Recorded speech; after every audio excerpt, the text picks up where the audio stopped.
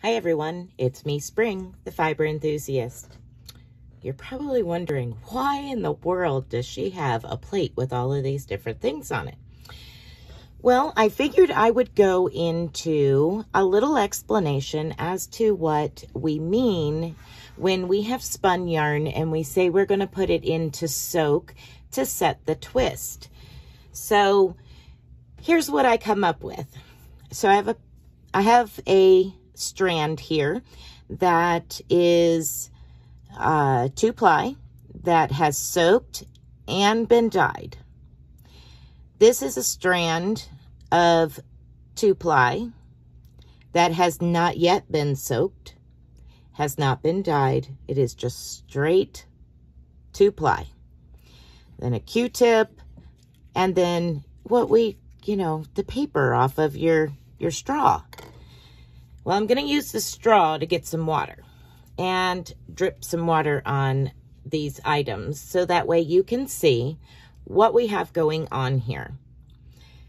When we say set the twist, what we're doing is allowing those fibers in this yarn that is freshly spun, allowing those fibers to plump back up. Well, for a visual aid to actually see what happens, I have this straw paper. You remember the old inchworm thing on the table, how we like to play around with it? Well, that's what we're going to do.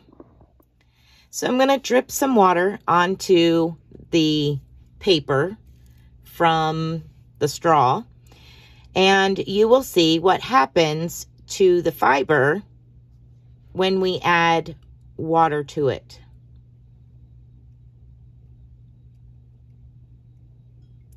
See how it's growing and getting bigger? Remember doing this as a kid? It was always fun. Then, of course, we always had so much water on the table or whatever we were drinking. So now the fibers within this paper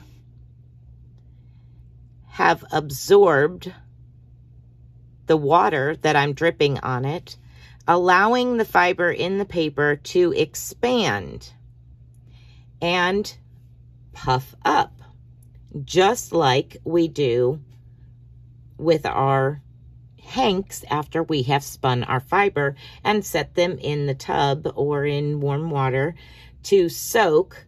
We're allowing those fibers to expand just like this did. Have you ever taken a Q-tip and oops, it fell in the water, and the paper of the Q-tip, the cotton on the Q-tip, every bit of it now swells up and absorbs that water, and it makes it a big old sloppy mess, just like this? Well, again, that's the same exact thing that's happening to the fiber when we add water to it. So if I take this here, now this is not warm water, and this is just a short demonstration. It's not being left overnight to soak. And I start adding water to it, it's going to start absorbing that water and taking on a new form. For those of us ladies that have longer hair or have had longer hair, and you wash your hair or wet your hair and then you braid it and allow it to dry, braided. When you remove that braid and undo it, it now has a twist. That twist was set by the use of water and being held in a braided form. So now you can see how much water has done just to this 1 2-ply strand. It has absorbed all of that water, and all of the fibers have now puffed up. And if I take this and allow it to dry,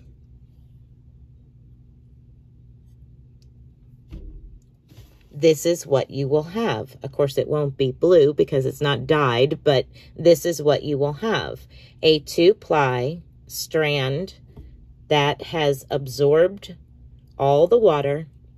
The fibers have expanded, has created a little bit of air within the plies of yarn, and makes it all nice and pretty. So this was just a short demonstration to what we mean when we say we're going to allow our fiber to soak and set the twist, or we're going to go set the twist. We're allowing our fiber to absorb water and gain a new and full shape to the yarn. I hope this might have cleared up some questions you may or may not have had. Little fun demonstration here to show you what happens to that yarn after it's been wound up and put on the nitty knotty and goes in for its soak. What really happens? Well, there you have it. It grows. It puffs up and grows.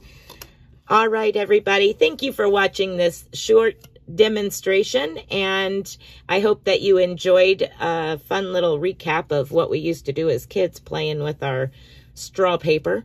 And if you did, give me a thumbs up. Let me know down in the comments section.